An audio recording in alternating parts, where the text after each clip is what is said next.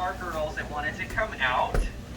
So we've got Taziri with the green and the purple band, and her sister Palmyra with the dark green and the lime green band. So those two penguins, the ones with the green bands, are penguins that you are able to pet. So if they come close to you, you're more than welcome to pet them. So Emily, the one with the yellow and the pink band, and then Kit, who is underneath the bench right there with the orange and the black band, those two don't necessarily like to be pet by everybody. They're just going to come out here and check out the space. But these are African penguins, so that is usually kind of shocking to a lot of people. When they think of penguins, they don't think of warm weather at all. There are 17 species of penguin. Hi, girls. Hi. So when they're up on these rocks, that's a perfect opportunity if you guys want to bend down and pet them. I can't put these rocks too close to the benches because some of them like to jump up on the benches, and we don't want that. So, but these guys are African penguins. So these guys are found in South Africa and Namibia. So when a lot of people think of penguins, like I said, they think of cold weather. They don't think of warm weather penguins. And there are 17 species of penguin. And out of those 17 species, 7 of them, so that's actually almost half, live in a warm environment. So African penguins are one of those 7. These guys belong to a group of penguins called the banded penguins. Hey, Kate, you want to come up here and say hi? Taziri's like, I'll come up here. Good girl, Taziri. You want to watch your feet, though, so you don't want to scare them. So she's one that you can pet. Like I said, the ones with the green bands you guys can pet. Yep, and you want to pet her just from her back down. Yep. So these guys are called banded penguins because of that horseshoe band that they have on their chest. And they've got 3 cousins that live in South America, so the Humboldt, Magellanic, and Galapagos penguins. They look very similar to these guys. They're about the same size as well. And what's really cool and unique about the 4 banded penguins is the way that these guys help regulate their body temperature. So since these guys are warm weather penguin species, you'll see right above their eyes, they've got a little pink patch of bare skin. Hi, kid. So that pink patch of bare skin is actually a way that these guys help regulate their body temperature. So that's a really cool and unique adaptation for them to have. And those 4 banded penguins are actually the only birds that help regulate their body temperature that way. So yep, the ones with the green bands you guys can pet. You're gonna eat it? Taziri's like, I want all of them. So African penguins, unfortunately, aren't endangered species, so that's why we have them here at the zoo. They are part of a cooperative breeding program called Species Survival Plans. So we work with all other zoos in the United States that are AZA accredited institutions, and that have African penguins.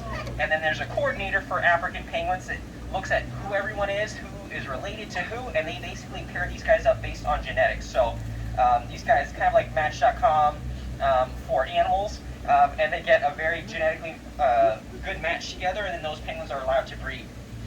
Taziri, you want to come up and say hi again? Good girl, Taziri. Yeah. So that's why we have African penguins here at the zoo. And we have had chicks here that have hatched out that have been an important part of the SSP program. So Taziri and Palmyra, like I said, are sisters. So that's why they both have that dark green band. So their parents both have that dark green band. And then they've got an individual identifier band. So she's got the purple and the lime green just to signify that they're different individuals. So we can tell these guys apart by looking at their faces. Their personalities are very different. They also have their own unique spot patterns on their bellies. It's just like a human fingerprint, so that's unique to each one of them. And then also, those bands, like I said, are a good way to help tell them apart. You don't want that, Emily? She's like, maybe, no. So, as far as personalities go, these guys get different types of fish, and they have favorites. So, Taziri's favorite fish are these little silver sides. Like, these are the ones she wants to eat all the time, but they also get capelin, which is a sustainably harvested fish. We'll give them trout, herring, mackerel, sardines. So we like to give them a variety of fish, just like we like to eat a variety of different foods. The different fish have different nutritional values. They're going to give them different health benefits. Hey girls, come over here and say hi. Palmyra, come here. So, I did say we feed these guys all different types of fish, of course. Do any of you guys like to eat fish? I like to eat fish. So, of course, penguins eat fish. That's their main food source. So being conscious about where our fish comes from is really important for conservation. We want to make sure that we're not eating the penguin's fish or any other animal's sole food supply, food source. So the Monterey Bay Aquarium has a really cool app that you can download that they developed called Seafood Watch. You guys can't both eat the same fish at the same time. So Seafood Watch is a really cool app that you can download and take it with you when you go to the grocery store, and it categorizes fish in a stoplight system. So green, yellow, and red, so it's super easy to follow. Yeah, you might have to wait until Kit comes down. So any fish that are in that green category, you can eat as much of them as you like. If they are in that yellow category, you should try to find an alternative if you can. They might be a threatened species, or they're just not necessarily sustainably harvested. And then if they're in the red category, those are fish that you should definitely avoid. So those fish might be an endangered species themselves. They might be a food source for an endangered species, or they might just have high levels of contamination. There are some fish, because of where they are in the food supply and in the food chain, that they sequester and they accumulate a lot of toxins. So those fish you should avoid. Good girl. Yep, only the green banded penguins. So there are a lot of other things you guys can do. Of course, you guys can recycle. Recycling is a really important thing that you can do to help a lot of animals. A lot of plastics end up in waterways that eventually end up in our oceans, and a lot of animals, unfortunately, end up ingesting them. So any way that you can reduce and reuse and recycle is important for a lot of different reasons. Also, just by coming to the zoo. So all of our conservation programs and initiatives that we're involved in here at the zoo, just by you coming to the zoo, you're benefiting that and you're supporting that. So we have conservation partners in South Africa that work with African penguins. So we actually sent one of our keepers to Sandkop in South Africa, which is the South African Foundation for the Conservation of Coastal Birds. And they do a lot of African penguin rescue and rehabilitation. Palmyra, come here.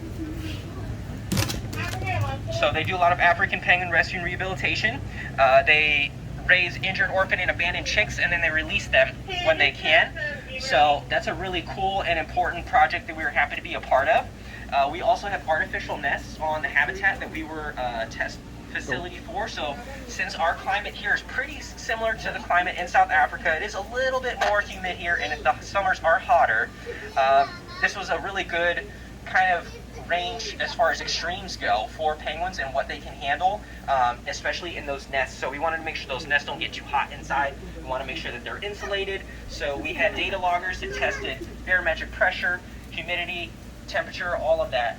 And this was one of the final nest designs that was approved out of 6 different designs that they then reintroduced to wild penguins, and they have been using them. So since these guys live on the beaches in South Africa and Namibia, of course everybody wants to live on the beach. So there's lots of real estate development and habitat destruction going on. So if we can mitigate that, at least in the meantime, with artificial nests to give them back some nesting habitat, that's a really good way for us to do that. And those artificial nests are working. Penguins are using them.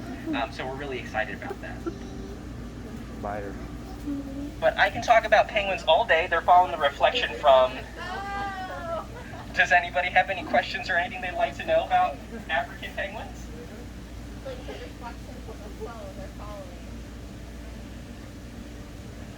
you guys have any questions or anything you'd like to know?